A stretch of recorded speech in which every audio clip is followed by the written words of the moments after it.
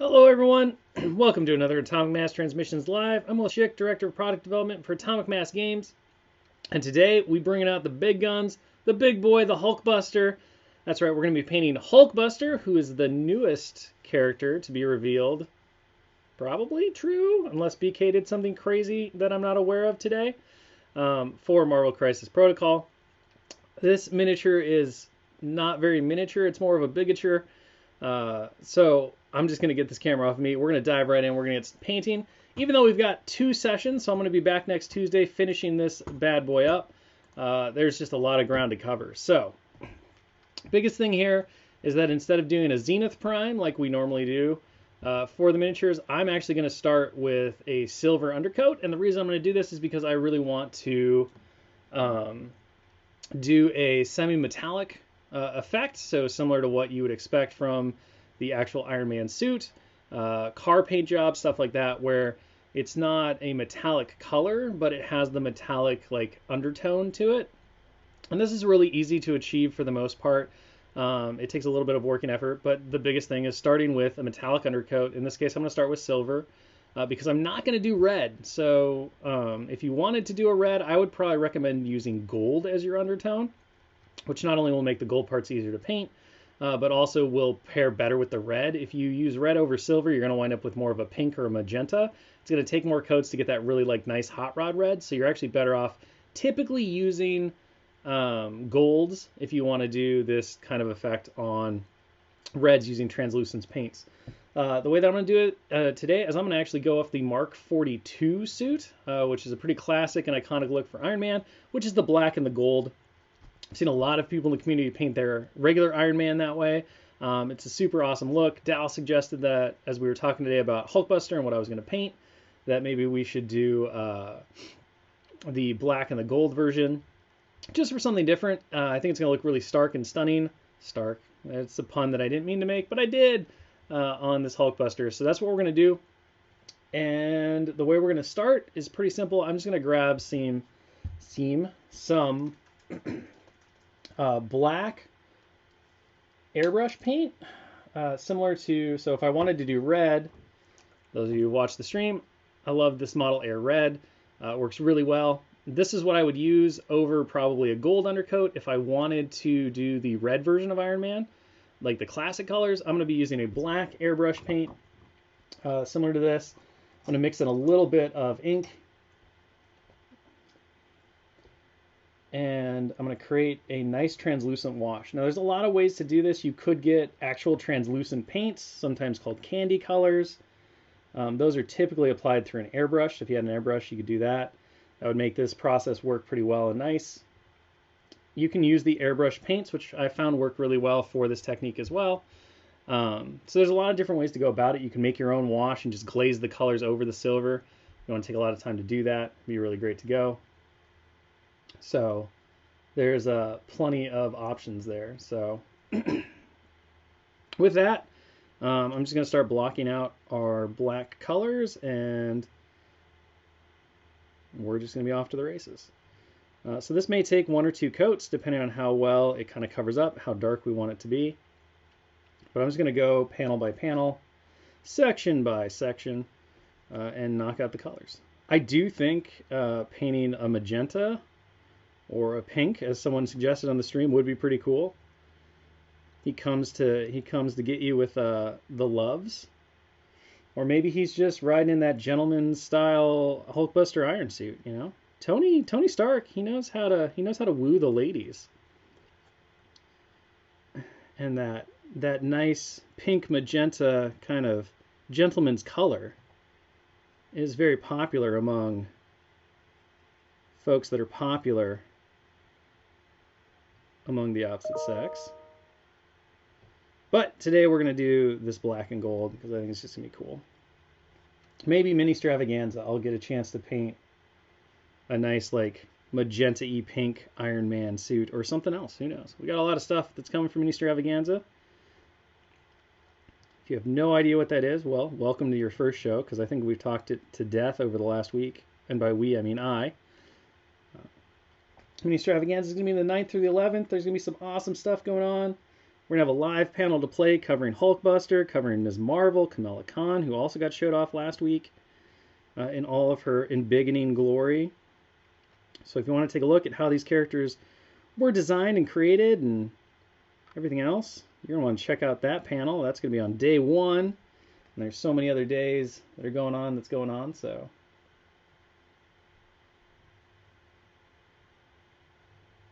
Oh, I'm supposed to show him next to Hulk? Sure. There you go.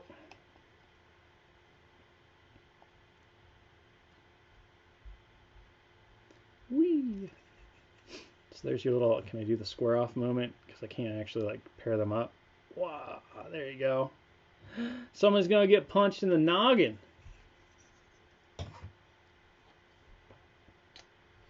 So, I'm just going to keep going here. And then, of course, we have to do the Iron Man Hulkbuster, who is also part of that pack, and we'll do that character in the exact same fashion. I'm going to go out on a limb and say that next Tuesday, we're probably still going to be working on this here Hulkbuster, because this is a lot of ground / mini to paint in just 2 1-hour sessions. Now I'm kind of making up the color scheme as I go along. I do have a reference of the 42 Armor Up, so I can kind of play with what that suit looks like as opposed to the standard Hulkbuster colors. But we are just kind of going to be creating this on our own. And that is part of the fun of doing miniatures, is that you don't have to follow the canonical schemes in any way, shape, or form. If you don't want to, you can take inspiration from them, which we do a lot. You can also just go completely off the rails and do what you'd like to do. Whether that's using really non-standard colors, coming up with your own color scheme like we did during the May monthly roster challenge. All those things are options and available to you to use. No one can tell you no. That's the best part. I'm sure folks in the chat have seen Doctor Strange finally got his panel to play, so everyone has now seen what the new Doctor Strange Sorcerer Supreme is bringing to Marvel Crisis Protocol. We've talked a lot about him a lot. We did a paint stream of him. I actually finished that mini from last time. So there's the completed Doctor Strange from our last, I mean, it was forever ago. It was almost a month ago that we started this guy. But I've been working on him during my morning hobby times. And let's do this. So I finally finished him, so I am just a Dr. Voodoo away from having all of the convocation ready to go for the next game stream that I'm sure we'll be doing sometime soon in the future. I can't wait to run convocation again, maybe not against a really angry Dallas Dormammu. If you didn't tune in a couple weeks ago, what was it? Not last Thursday, the Thursday before. Last Thursday we were painting Hood. We did the Ultimate Encounter that comes in the Dormammu kit. And we managed, as the Crisis teams, Bull Pagani and I, managed to come out on top, but my convocation definitely took it in the face a lot, distracting the one and only Dread Dormammu. So I'm excited to put them back on the table and have a chance to flex their magical muscle.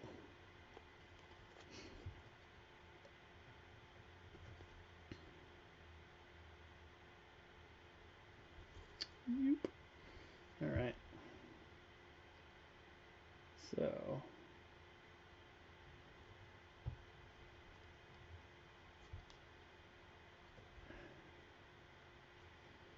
I'm going to continue to just work along here. Doctor Strange So might as well talk about a little bit about his design and development, since now everyone's had a chance to look at the rules. And if you haven't, you can go check him out on Facebook or Twitter, Instagram, all the social media channels. He's right there. It was a fun design. We talked a little bit during the paint stream about how different he was marked out to be. He's a lot more aggressive than the normal Doctor Strange, less about supporting his team with a lot of cool spells, heals, and defensive tech and stuff. This Doctor Strange is much more about dealing the damage and using that Scalpel of Strange to really manipulate battlefield conditions to allow his team to be as effective as possible. When it comes to combat,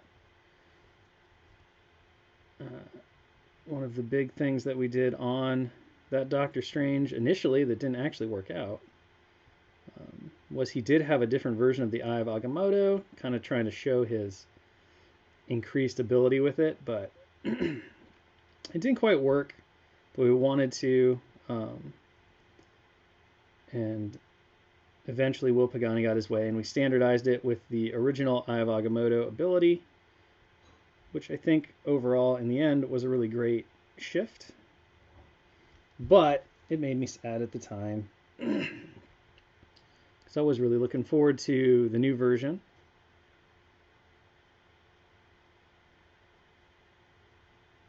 But that's alright. Maybe sometime in the future, you know? I originally was just going to like avoid any place that I wanted to be gold, but now I'm kind of thinking that that's a fool's errand. I think in terms of time and speed, I'm just going to start knocking through this really quick.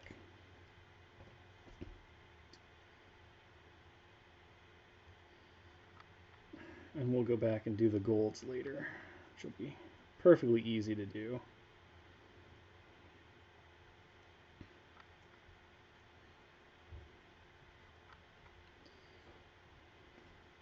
We can also knock in any silvers that we want from there as well, make everything going on.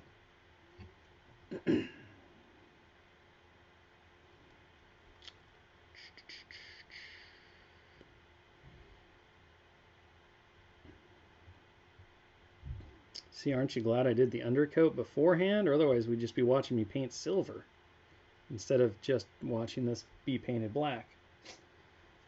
This is the process. I just used the airbrush, but you could use, a rattle can if you want to, or use a brush. And but I started with airbrush primer, did the airbrush primer, and then I just went back through with the silver, and I used Vallejo Air Silver, and I just applied that as the undercoat. And again, you could do that with a brush if you wanted to. It'd just take a little longer. But otherwise, besides that one extra step of silver, this is the exact same process that we've done so many times before on the streams, and now we're just using that black airbrush color to do a nice semi-translucent layer over the silver, which will give us that kind of black metallic, and then we can start playing with that once it's dried. We can add more if we need to. We can do a thinner black glaze depending on how it works out. We'll do some dry brushing probably with some black, some darker metallics like, black metal from Scale, which is a really great dark metallic. Go back in and apply the golds and all that stuff. So even though it's a very large miniature, and it's going to look ugly for a while, painting it is still really straightforward and fairly easy. More variations of Iron Man, my goodness.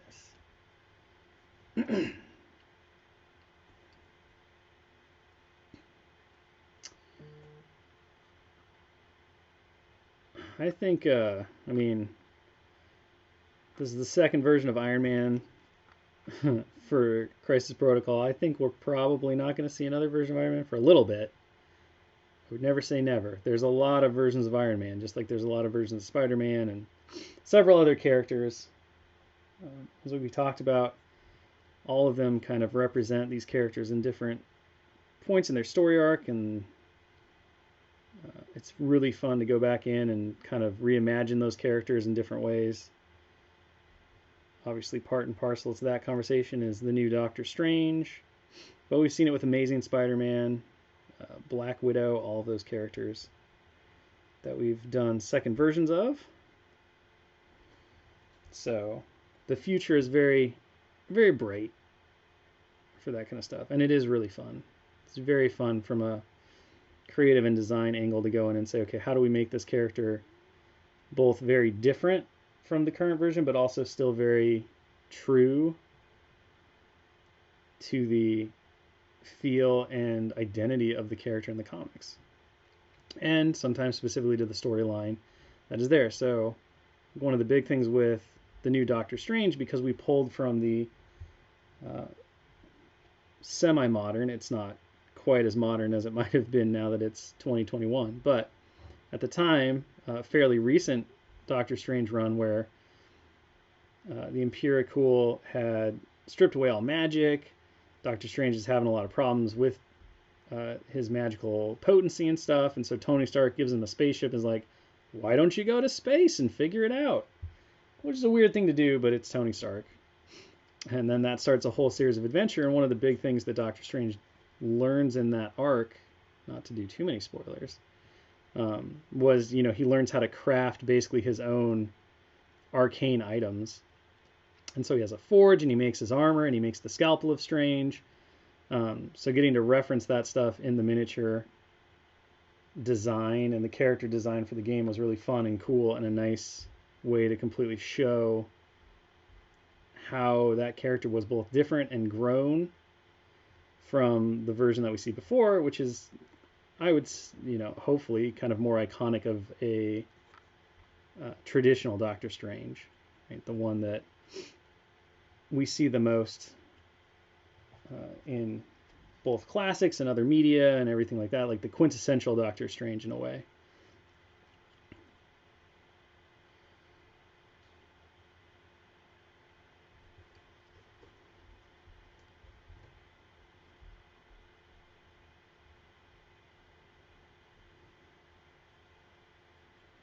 All right.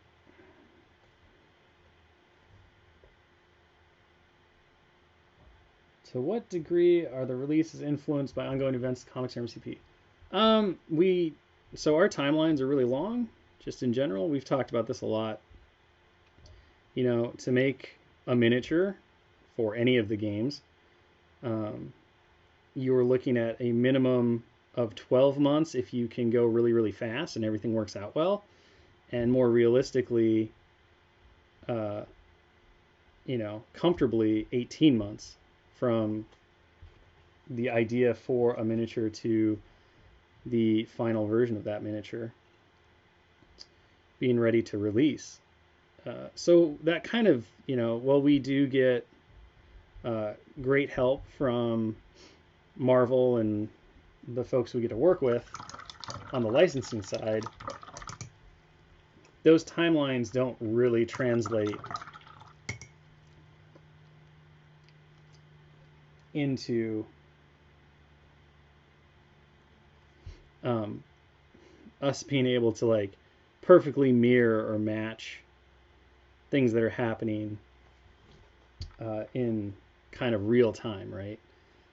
The act of making a comic run and storyline and stuff is not quite as intensive or front-loaded as it is to make a miniature. So what we typically do is we kind of look to the iconic stuff, we look to things that are maybe recent, knowing that we're going to be off, There's no way that we can do something that is completely in line with something that's coming out in the new version.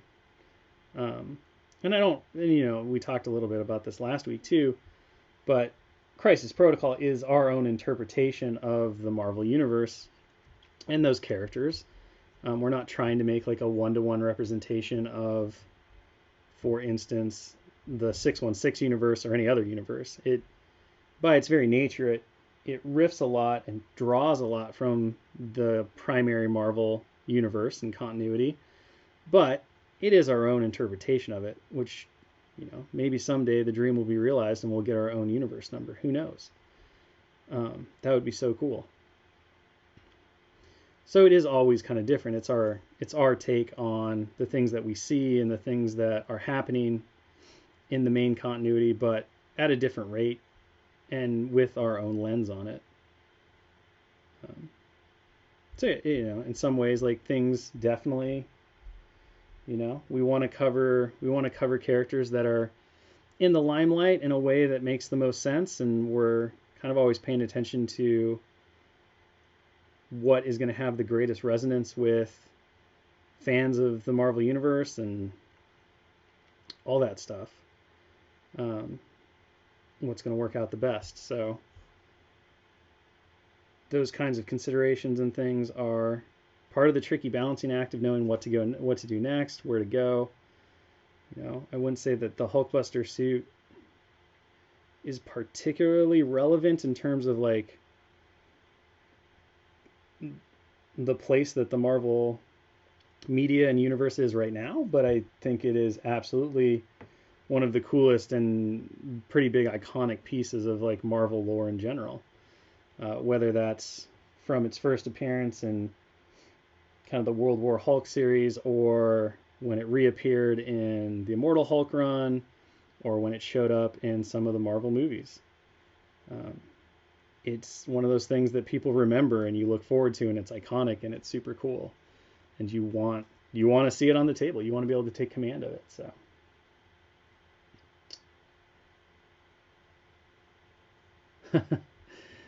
yeah, you never know, right? About what's coming next. We like to keep our secrets and surprises as close to the vest as possible, so that we can provide some surprise and hopefully some excitement. I've always been a big fan of like the unexpected in terms of reveals and stuff. I think that can be a lot of fun. But let's see. Feel like we got our first pass kind of done. Just checking to see like what's around and missing. Now we're just going to do a second pass really quick. And then we'll probably start going through and maybe knocking out some of the metals and stuff.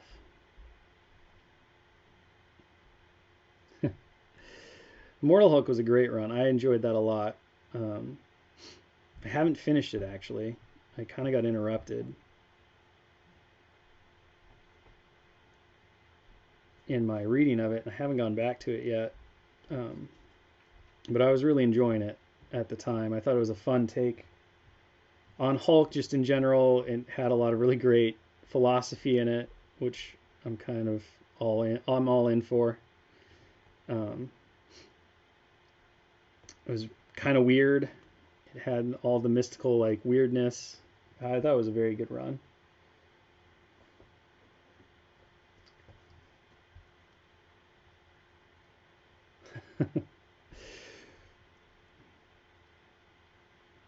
Hulk is definitely one of those characters that I would be shocked if at some point we didn't return to. And he's one of those iconic like Marvel characters that's been around for so long and had so many great different creative teams take the helm on the storylines and tell cool things and all that. Like we'll see a Hulk again, I'm sure. I'm positive that sometime in the future we will get to that point and get to have that fun experience together. We'll see what other crazy stuff we can do. What villain is a personal favorite of mine? That's a good question. I was always a really big Venom fan, obviously, like many people were back when Venom was more of a villain. But I don't think he counts quite as much now. He's kind of gotten the anti-hero treatment, as it were. So,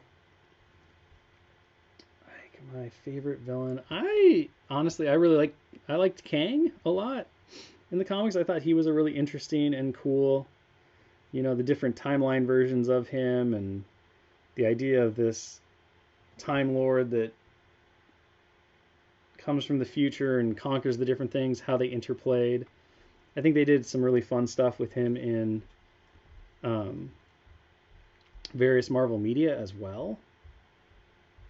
Like one of my favorite Marvel animated shows, Earth's Mightiest Heroes, the Avengers one from the early 2000s, which I've talked about before. The way they integrated Kang's story into that and had him as a recurring like villain for the Avengers to fight, I thought was brilliant. It was super, super cool. So I was always very into that character. And of course, when it came to X-Men, I was always huge into. I thought Magneto was super cool and a great kind of foil to the X-Men, and that slightly different viewpoint that changes everything that he had between him and Xavier. And it was fun that he could play both the villain and the hero in some respects. So those are both very cool. I typically like more gray area villains, the ones that whose motives you can kind of understand and can get behind at the same time. You're like, oh, you're not a very good person / interdimensional being, whatever, right? Depending on how you look at it, I guess. Ronan is another one that I really enjoy. I really liked Ronan in the comics and the role that he played in the cosmic universe, both as kind of a hero and a villain, depending on what was going on at the time. Just a man devoted to his people.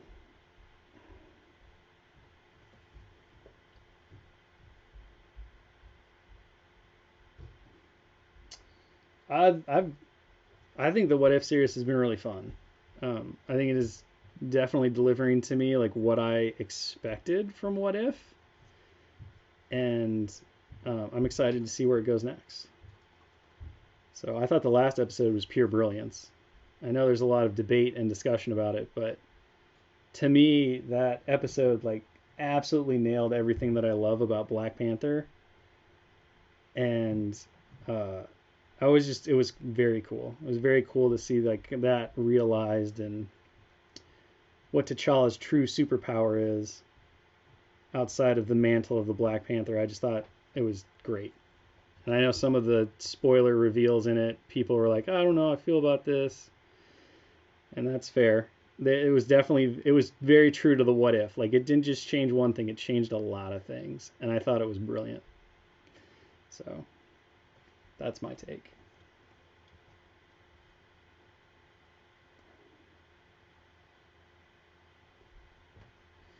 Oh, man. So, I know we're doing the panel to play, BK. There's a lot of questions about the stat card in this box.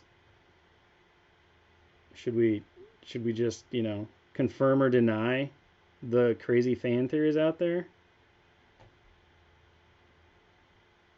Give them a little something for just watching me paint this black nonstop.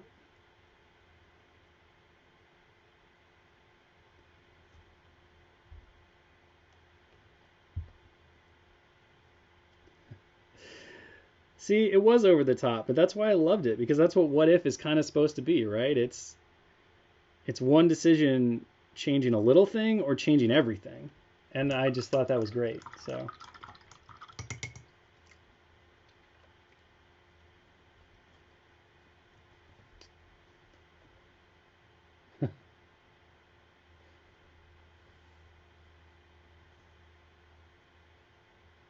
how he balances on the table, he balances really well. I mean, um, I can't take him off of my little thing, but like, no, the one, he's not a solid chunk of like metal, right? He's hard plastic. So he is primarily hollow, which obviously removes the weight. Our engineers are absolute wizards when it comes to understanding balance and how things will work in three-dimensional space, even though they work with them in what is technically a fake three-dimensional space, the two-dimensional space on the sculpting programs. He's very, like, if you flick him, he's gonna probably topple over a little bit. But in normal play, even if you slam your hand down on the table really excitedly, it's not gonna send you over the top for sure. It's not gonna hurt anything. He's very well balanced, even if you may not look it. When was that? Last Tuesday? I think it was last Tuesday. I did a little like warble test on him when we were painting Hood because folks were asking the same question. And so if you want to check out that previous stream on Twitch or on YouTube, I can't remember exactly when it happens, but just fast forward till you see Hulkbuster in the frame and you can check out me knocking him around a bit and see how hard I had to hit him to knock him over.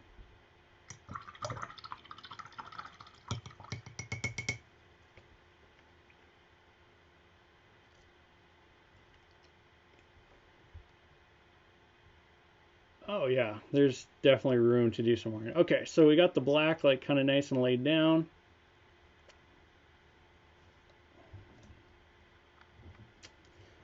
I think where we're gonna go next is, we'll let that black dry. I'm gonna just grab some golds and we'll start knocking in some golds here. And for the golds, we'll start with Viking gold here. So scale 75 Viking gold.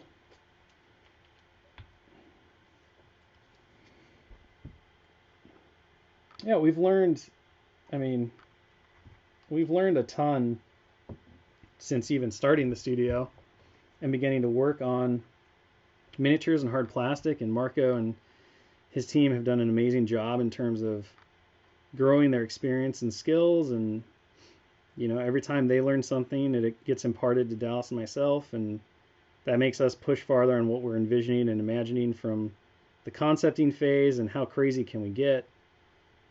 And like everything, there was a time when we didn't think we could do the original Doctor Strange. Like that to us seemed like it might be impossible. We might be going too far. And then we managed to pull it off. And from there, we learned new lessons and were able to go into the next phase and the next phase. And eventually we did the new Doctor Strange, which is even crazier. Like I wish I could go back in time and show fresh-faced us like what we would be doing in the future, what would become possible, because we wouldn't have believed it.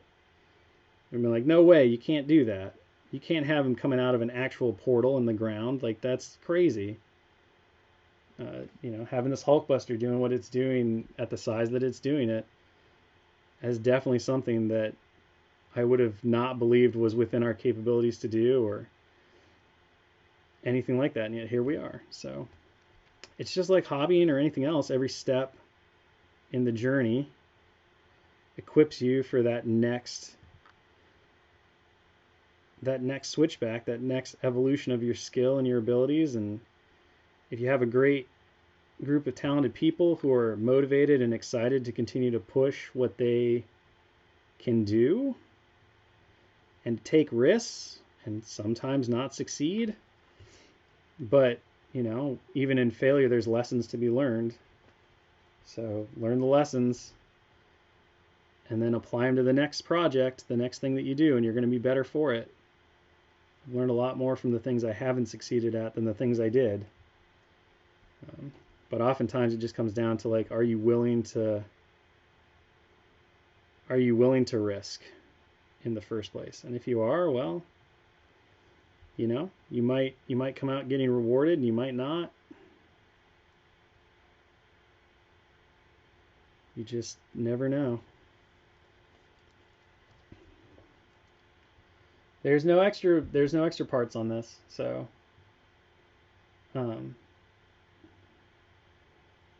everything is just like it is. Any kind of additional or optional parts, those kind of only really work. You have to be careful with those, because when you change functionally a lot of the stuff, oh no, mistake. When you change something really functional to the pose, it's not just a hand or an arm position that change, it's the chest, it's the shoulders, it's the torso. So we always have to take that into account. It's something that we're consistently looking at when it comes down to, are we adding a different part? Are we adding a different kind of head? That kind of stuff. And obviously, with this, an alternate head or things like that don't really make sense, which are the easiest kind of swaps and customization options to do.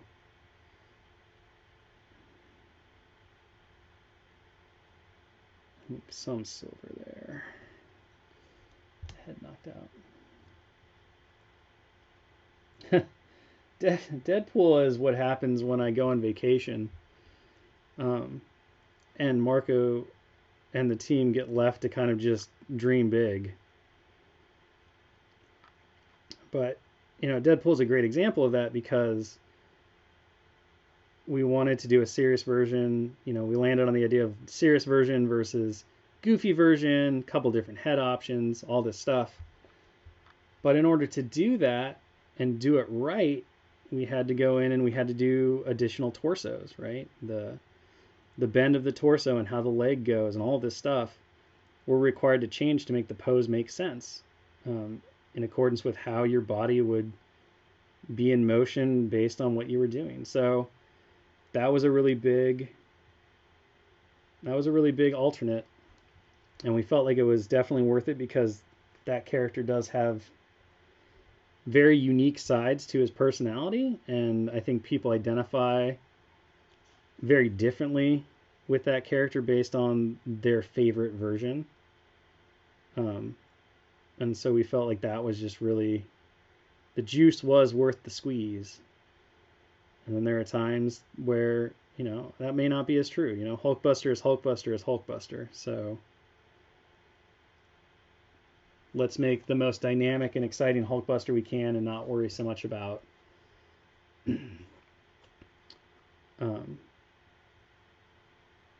the options necessarily, the customization options, and let the hobbyists who want to customize out there do that.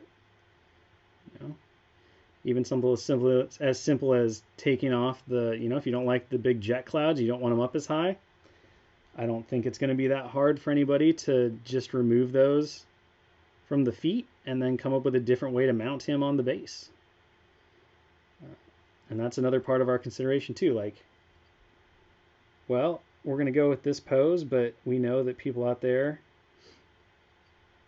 will want to convert and hobby their own way and take their own takes on things, and so let's make sure that that opportunity is available to them as well. And oftentimes that's the most fun that we get to have, is watching somebody take the original creation and apply their ingenuity and their imagination to it and build something completely different and exciting and cool that then becomes truly their own. And that's the whole point of the hobby. Whether you do that with a paintbrush or clippers or both, list construction, story, any of that stuff. Oh, there's so many things going on here.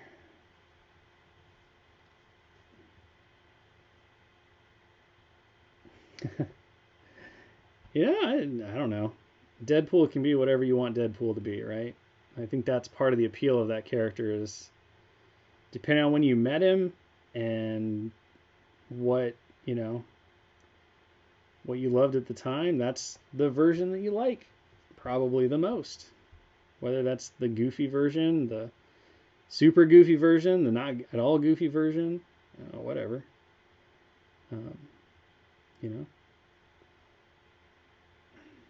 That's kind of the joy of how Marvel and the universe reinvents itself from time to time based on the different creative teams, is how those characters can impact and be different. A lot of them have through lines. I would say Deadpool is one that, just by his very nature, he gets to be the most creative in some ways for his teams. I always liked the Cable and Deadpool run, which introduced us not only to baby Cable, but also to a Deadpool that was kind of like a mix, right? He was certainly fourth wall breaky and a little goofy, but he also had a lot of really good serious moments and, kind of fit within the more of a normal comic book character rather than a completely self-aware comic book character. And to me, that was a really great place for Deadpool to be. That's the Deadpool I like the most.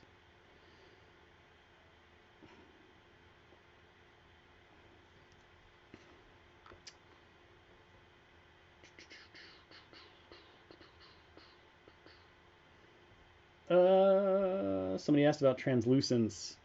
There's a lot of things that go into like the translucent discussion for plastics. Um, you know, one of the big things is that you'll notice that all of those translucent parts are on their own frame. That's because they're tooled individually by themselves. So you have to take that into account. The fact that all of your translucent parts are kind of like framed on their own. So that's an engineering challenge, because your tool is so important to the overall final product and obviously a big part of the whole production. So you want to maximize tooling and make sure that you're doing everything right. Translucent plastic is also a little trickier to work with from the hobby angle side of things if you want to keep it translucent. So it's best typically not to have parts that are translucent that you don't want to be translucent. So like shooting a whole frame in translucent plastic and then just having a translucent mini is not ideal. So you do have to identify in engineering like what parts are translucent, how do we do that, what does that mean?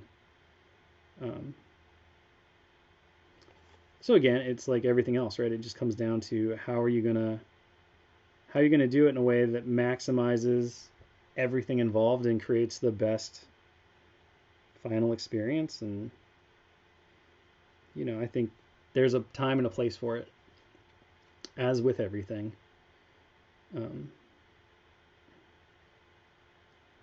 But it is a huge amount of consideration on the production side.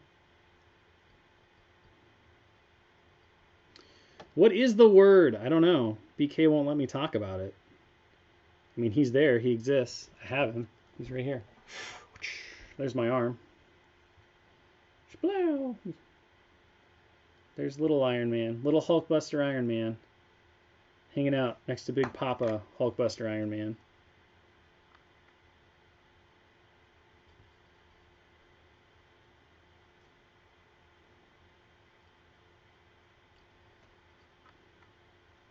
Oh, see, all will be revealed at Mini Stravaganza. You can tell that BK is drunk with the power right now. So, if you want to find out what the deal is, Mini Stravaganza, September 9th. I believe it's the first panel after opening ceremonies. We're going to be doing live panel to play, Hulkbuster, Ms. Marvel. So you come check out all the cool Hulkbuster spoilers. You check out all the cool Kamala Khan, Ms. Marvel spoilers. It's going to be great.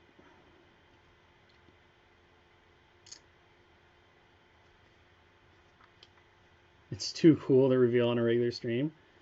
Yeah, sure. I don't know who you're trying to convince there, Mr. BK. I'm in. Everything about this character is super cool. I don't know if we're going to talk tactic cards that he comes with, but he's got a pretty awesome one from there. Also drawn, semi-spoiler alert, from the Immortal Hulk run. Actually. So I guess if you haven't read Immortal Hulk, or you have, you could go back through and maybe try to figure out what that tactic card's about. Because he does come with a card that is very much inspired by that run.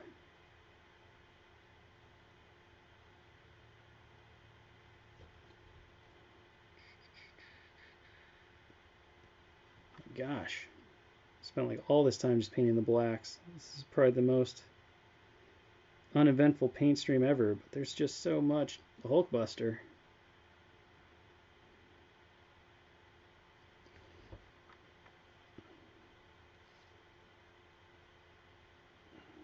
Oh, now we're asking how much stuff we're showing off. Wow, everybody's really digging deep here on BK.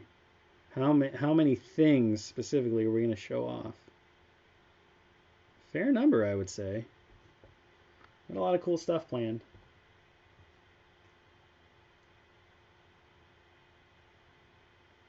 Trickiest design?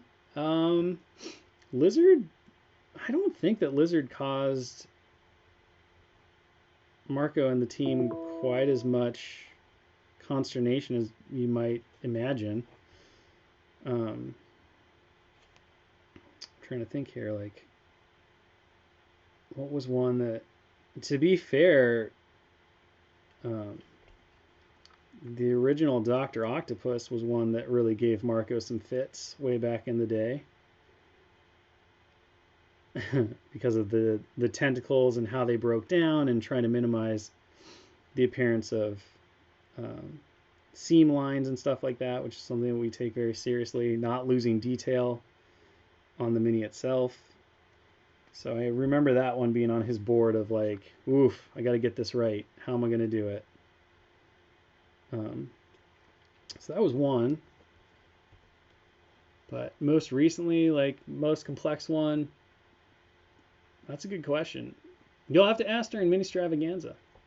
During the panel, they might have an answer for you. Unfortunately, I don't. And I don't want to just talk out of school and be like, I think it was this one, and then Mark would be like, no, that was crazy simple, my man. Because it's always the things that you don't expect that really catch you in engineering. You know, there are times where like the new Doctor Strange was obviously a challenge in terms of how everything worked and how it assembled, but was it the most difficult one? It might not have been, you know. It's always the ones that catch up on you.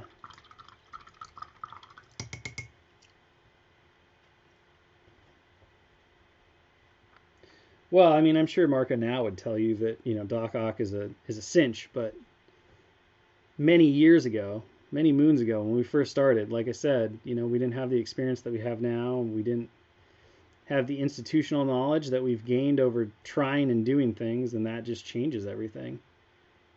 It's a lot like, you know, starting any kind of hobby, sport, whatever. When you're at the start, everything's really hard, very difficult to do. But 3 months later, 6 months later, 3 years later, right? The things that were difficult to start are pieces of cake now. And instead you face new obstacles and challenges.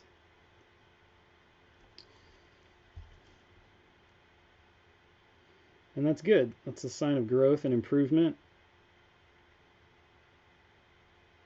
And if you're constantly challenging yourself with that kind of stuff, it absolutely makes a huge difference to your ability as you move forward, right? Always keep improving.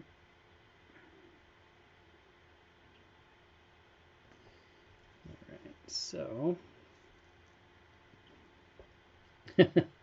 10 years later. I mean, I hope so. I hope that, you know, we'll still be hanging out, doing all the cool stuff. Many years from now, I would be my dream that I get to retire and hand the reins over to somebody else. And that's always been, you know, our philosophy is that we want these things to last as long as they possibly can, and there are many factors that go into that, from things that are far outside of our control, but the things we can control, if we can do it, you know, the hope is always that these things will outlast us and will continue to make people happy and excited to get across the table from each other for well past the time when we've handed them over. Can we live that dream? I don't know, but it's the dream we aim for. I don't know what I want to do with those legs yet. How much time do we have left?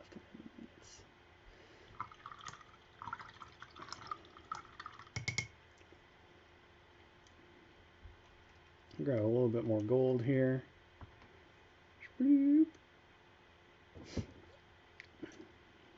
And I think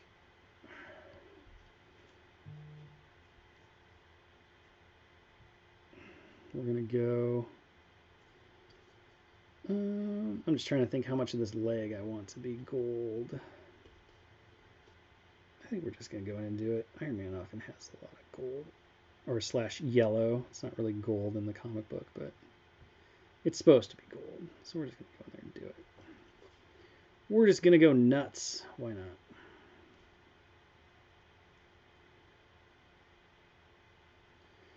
It's probably the biggest challenging thing about when you approach painting your Hulkbuster. You do just kind of have to make these random decisions because no real representation of this character is going to perfectly match the exact pose and everything that's going on, how the parts work, because it is just fantasy. So, you know, don't overthink it. Just do what looks compositionally cool. Be like the comic artist. You don't have to worry about how it works. You just have to worry about how it looks. That's why we have engineers. They have to worry about how it works. How does this thing go into three-dimensional space? How is it producible? All that stuff. You just have to make it look cool. Paint it so it looks awesome.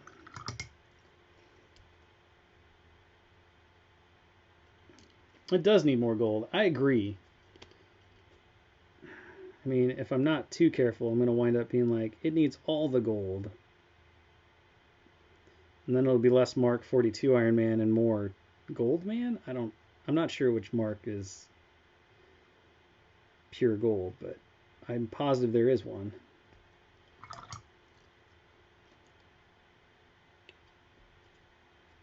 Yep. Come back and we can fix that later. Let's get most of it off.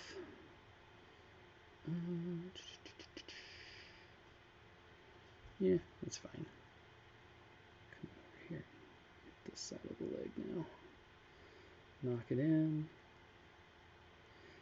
But Hulkbuster is what I would consider, just from a miniature standpoint, the closest thing that Crisis Protocol has to a tank or a vehicle miniature that we've ever seen, just in terms of the size and the complexity and everything else that's going on with him, the engineering challenges that were around him. So he is a significantly chunky boy in many ways, but all of that leads to a miniature that is just absolutely stunning and super fun to get to assemble and paint and everything else, to do all the cool things.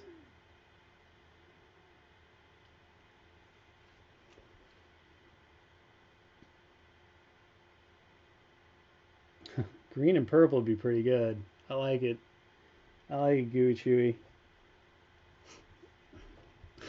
Thor Buster, Phoenix Buster. I mean, we'll just go crazy and get to the God Buster armor. Do that. Let's see it. Go all the way. The penultimate Tony Stark. I would love to do someday the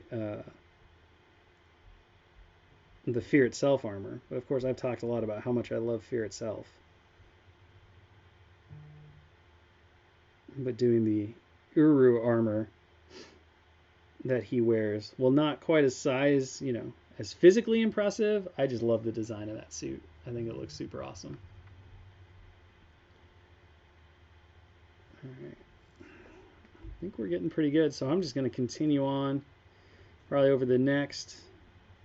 Before next Tuesday, I will continue working on just finishing out the black and getting it to a place where we can do some highlighting on it. And I think all you're really going to miss from that is I'm just going to do a little bit of dry brushing of some black metal over the top. We'll get the golds knocked out and just kind of laid into place.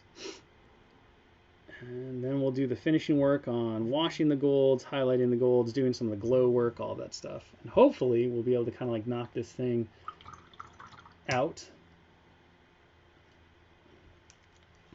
by next stream and have ourselves a nice little Mark 42 inspired Hulkbuster ready to go. But there's definitely a lot more work to do on this big boy. So, with that said, I'm going to shift this camera over. I'm not going to shift this camera over because my button didn't work. Thanks so much for joining me. I hope that you all had some fun, got the burning questions that you might have at least answered in some respects when it comes to Marvel Crisis Protocol. Be sure to join us back. Dallas Kemp's going to be painting. He is back from vacation. He'll be back tomorrow at 1 p.m. Pacific to be doing some hobbying as well. And then, of course, he'll be back on Thursday, 1 p.m. Pacific. I believe that he's going to be painting Clea. So if you want to check out Clea, I have no doubt that BK probably has a reveal plan for that day as well, given that Clea is going to get painted. And then we'll be back on Friday at 1 p.m. Pacific as well for some more fun action. I believe that we're going to be playing a game on Friday, actually. So, of course, tune back in, check it out. Come back next Tuesday to see how we wrap up this Iron Man Hulkbuster extravaganza that we're working on here. Again, I'm going to do some work off camera because I just don't think that we could do this in almost 4 hours. It'd probably take four sessions. And BK didn't give me that, he gave me 2. So I want to make sure that we get this bad boy as finished as possible on camera. Until next time, be safe, be good to each other. Appreciate y'all. Check out hashtag Painting Protocol. I think there's still a little bit of time to get in your bump in the night before the month ends. We're going to be picking those and showing them off later. And until next time, bye.